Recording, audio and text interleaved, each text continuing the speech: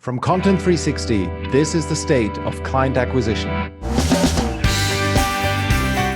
Hi everyone, Michael Bohannes here, and in today's episode, I will be giving you the 7 steps to choose your sales and marketing coach, or whatever you want to call them, your LinkedIn coach, your business mentor, anyone who is meant to show you and teach you how to win clients for your high ticket offer. So 2 weeks ago, I published an episode where I talked about how a coach without a coach is a hypocrite. And I stand by that, of course. If you yourself are a coach, consultant, teaching people how to become better at what they do, and you yourself are not investing in someone, then you're being a hypocrite. How do you expect that people will invest with you if you yourself are not investing with others? So that's going to hold you back. So listen to that. If you're not convinced, if you are questioning this premise, then go and listen to that. Assuming you agree with the premise, today I want to cover what should be your decision-making criteria before choosing somebody like that. And of course, that means you want to develop these skills in-house. It's not about choosing an agency who does the work for you. I recommend that you develop these skills in-house because as you should not outsource your main value delivering activity, I also think you should not outsource your main primary means of client acquisition. Once you get good at it, then you can of course start outsourcing to freelancers, agencies, even employees. But before you get there, I recommend you keep things in-house and you learn it yourself. So what should be the decision-making criteria? There are 7 steps. So let's go with step 1. First of all, understand the lay of the land. What do I mean by that? Fully understand how do people in your niche, in your area get clients. And I can tell you this is going to be a very brief and rough overview I'm going to give you here.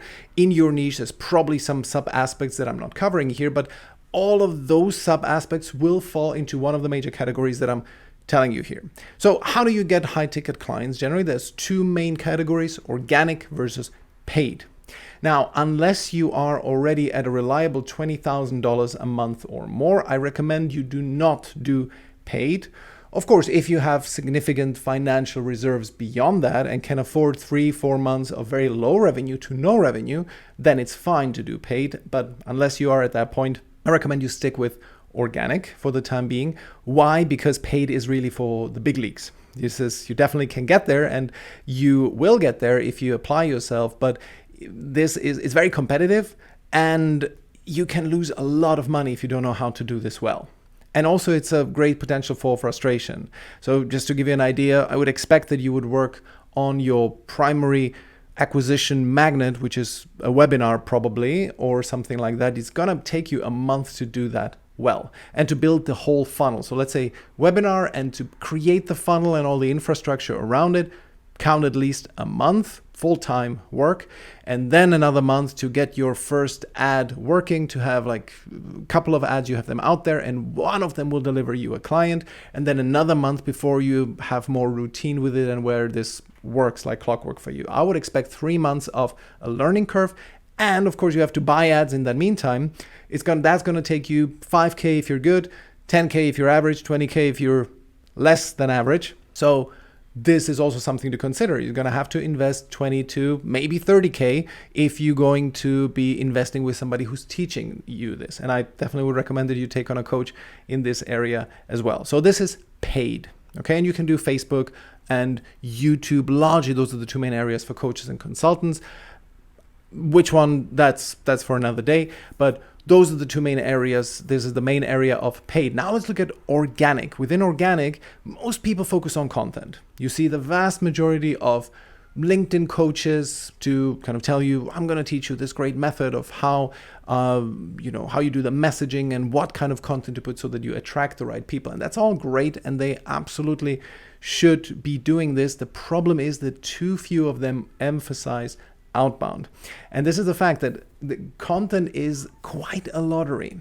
It's not as much of a lottery as a real lottery, but I say that the win rates of how likely are you to make significant amount of revenue with your content, somewhere around 5 to 10%. I would say 1 out of 10, maybe 1 out of 20 actually succeed to a point where their content is making them, let's say, $20,000 or more a month. And all of the others are just struggling because it's simply so difficult to stand out. It's difficult to stand out in a world where there's so much high quality content being posted. And don't kid yourself, a lot of the stuff that is, at least on LinkedIn, which is my domain, my expertise, it's just very, very crowded and busy. Although always people say, oh, only 1% of people produce content. Yeah, but that content is usually quite good. And there's only so much business going around, right, in each particular niche. So there simply is not, unless you create a new niche for yourself, it's quite difficult to stand out. So content is great and wonderful. And within content, there's a lot of different subgenres. There's like podcasts, people who specialize in podcasting, or video coaches and so on. So all of that is great. Some people who focus more on text posts, all of that's wonderful. You should totally do that. But bear in mind, this is not the only one. And the other big area, which has a very negative connotation, is outbound. And it works. It's definitely for sure it works. Anything that has to do either organic outbound, where you just start conversations with people manually, or something that is a little bit more automated, and that can be through LinkedIn automation or via cold email. And all of these methods work. I apply all of these methods. They all deliver me reliably clients. But of course, the drawback is that you get one shot with that person and then they forget about you.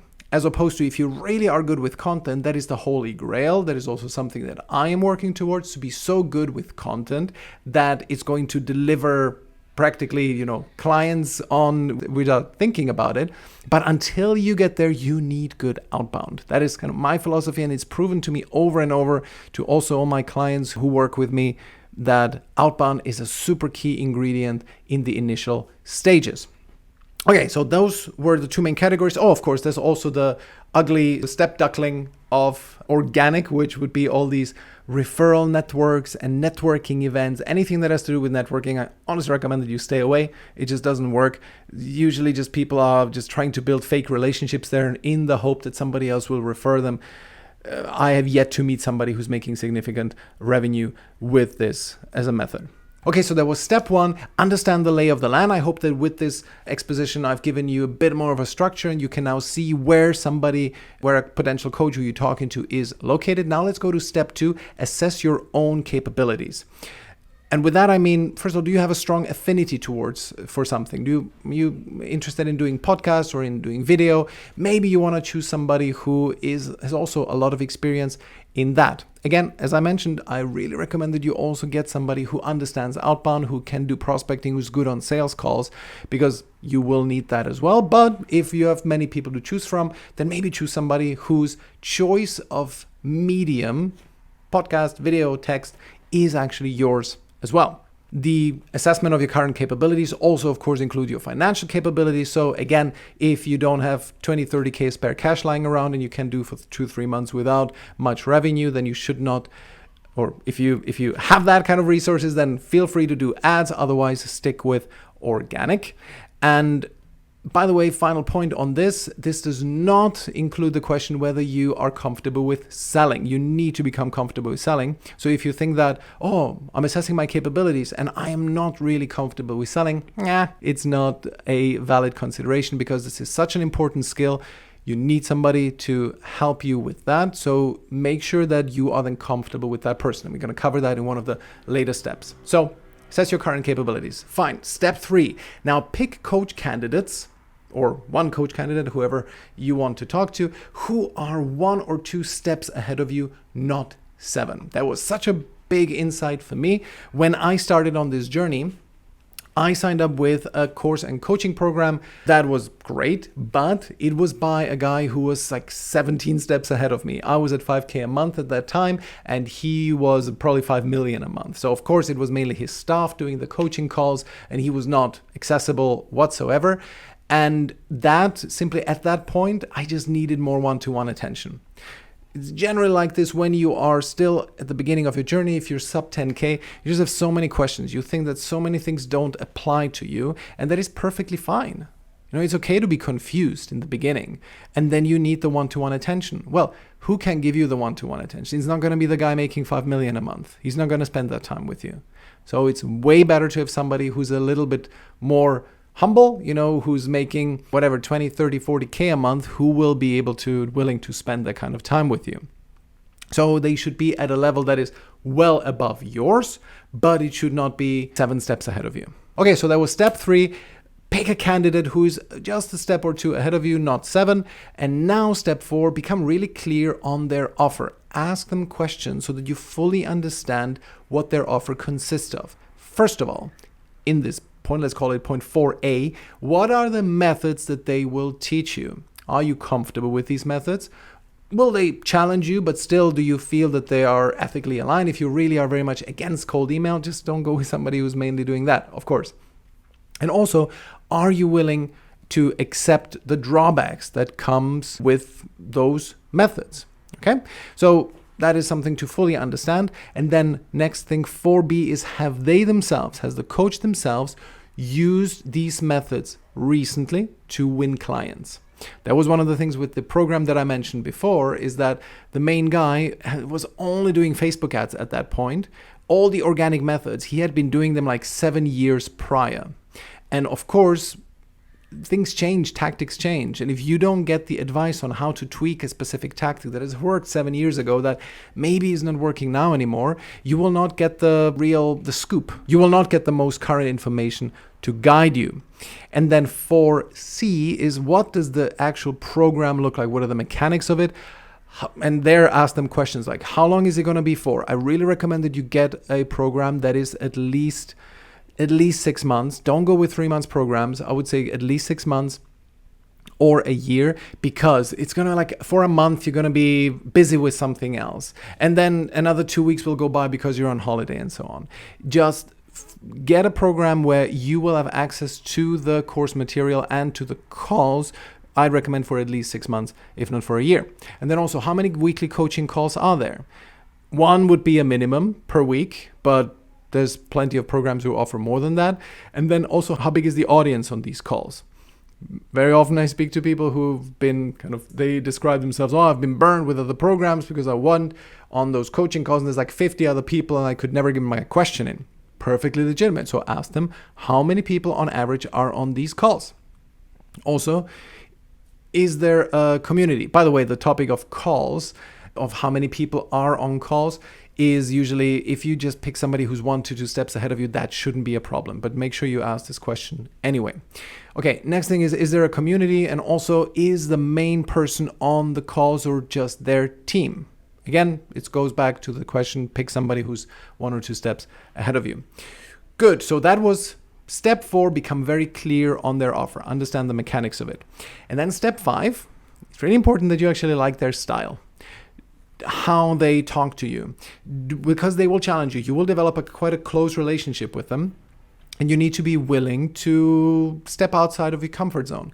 And if you don't like them as a person, then probably you will not do what they tell you to do, what they recommend you to do. I mean, you don't have to be soulmates or anything like that, but still, you have to have a base level of respect. You need to see the world in a similar way, and then they will be a good fit. I've had one experience where somebody I know, she told me that she didn't like my tough love approach and the fact that I emphasize outbound, especially in the beginning, where you just start friendly conversation. By the way, I don't recommend that you just pitch slap people, but there needs to be an element of, confident approaching people, having a conversation with them and figuring out if they could be a fit for you. And she just didn't like that, and she signed up with somebody who's more, they describe themselves as heart-centered, and which means effectively they just tell you inbound how to do content and just wait there and hope that clients will come to you. Recently, I asked her if she has had much success with it. Haven't heard a response. I'm thinking if she had had a lot of success with this coach, then probably she would have told me, but I can only speculate. So just make sure that they are a fit with you, but also that they will challenge you, okay? And because they will challenge you, their style needs to suit you. Step 6, don't allow price to be a consideration. Some coach will charge 3K, another will charge 5K, another will charge 7K. Don't let that enter the consideration, because ultimately these differences are not big enough. Imagine if somebody could actually teach you to increase your revenue from 50K a year to 100. Does it really matter whether you've invested 5 or 7K with them? It doesn't. It really matters that they will be there for you if you need them, that they can also spend some one-on-one time with you. Those things matter, that you have an affinity for them, right? If you find 2 people who are just perfect for you, they all the boxes tick, then of course, yeah, sure, go with them. Go with a person who charges you less, naturally. But still, also think that somebody who's actually charging more, they will also teach you to charge more. And you will be more confident in charging more. So that's another consideration. I'm not saying you should just invest 20, 30K, but still, where do you want to sell your product at? And if you paid 3K, will you have the confidence to go to 7K yourself? That's the question. So that's step 6, don't allow price to be a consideration. And step 7, release attachment to the perfect outcome. The person you'll be working with is not perfect themselves, and you will learn something from them. If you implement what they tell you, you will learn something, but don't expect that they will be perfect, that this is like the one thing where you expect everything to happen for you. Your own business development acumen and success will grow from different influences. Just like a tennis pro has different coaches over their career, you will have different coaches over the course of your business career. Or pro musicians, they all have different teachers and different influences. And with this, you develop your unique style. If you only had one single coach, you wouldn't really grow as a person very much. So it's like a constant thing. See it as a yearly thing, like a yearly development agenda of yours, that you'll be working with different people to teach you all this stuff. All right. And last point on this, as one of my university teachers used to say, once you work with one coach, you will then be still confused, but at a higher level. And then you get another coach, you're going to be slightly differently confused and so on. And over time, you develop your own language there. Okay, so those are the 7 steps to find your perfect coach or consultant to help you grow your business. If you like this, please subscribe to whichever channel you are viewing this on, YouTube or Spotify. Subscribe to my email list if you're not already on it at michaelbohannes.com/subscribe. And if you're interested to find out if I could be that kind of coach for you, just drop me a line on LinkedIn or go to winclients.club and click on the book call button on the top of the page. And now you know what kind of questions you have to ask me to figure out if I'm the right fit for you. Hey, and here's the bonus point, which just came to me because I just spoke to someone who has been working with a coach for a while, but there was a crucial element that was missing in that coaching. So that made me think, of course, you cannot presuppose that people know that. So here's my point number 8 that I would recommend you to check as you are choosing a coach or a consultant to work with you on your business. The question is, does the coach that you work with cover the entire client acquisition process, from your positioning to optimizing your profile to prospecting, getting for people on the phone in the first place, crafting an offer for them, making them an offer, and actually running a quality sales call, right? That's like from the beginning to end. You want someone, if you are not experienced in that field, if you're already a sales expert and you just want to cover the top part of the funnel, for example, with prospecting and content, now that's perfectly fine. Just get somebody who's specialized in this. But if you have never sold a high-ticket product, you need to get somebody who can really help you cover that entire process. Why am I saying this? Because I just spoke to someone who is invested with a coach, but that coach only covers the top part of the funnel. Like there's no, for example, this person doesn't have a sales script, right? They don't equip him with the sales script on how you actually can run a call, because you cannot simply sell a high ticket product just by saying, yeah, this is the high ticket product and this is what is covered. Would you like it? And you're not going to close much, right? If you run it like this, there needs to be a very structured process and you need to work on that and practice it and improve it. So the key point, and point number 8, is if you are someone who is not experienced yet selling end-to-end from positioning to the final close, a product, a high-ticket offer, then definitely make sure that you check with that coach if they cover the entire process. And if not, then maybe look for somebody else. However, if you're already an expert, if you're great at content, but you need more help with sales, of course, go with a sales coach and so on. Then you can specialize. Okay? I hope this was useful. Talk to you next time. The State of Client Acquisition is a Content 360 production. Music by Gavin Knox-Grand.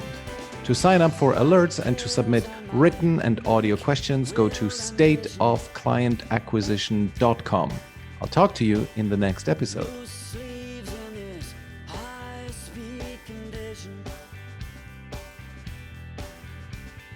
Montreal girls in the tail end of winter. Caffeine burns, wide awake dreams and color.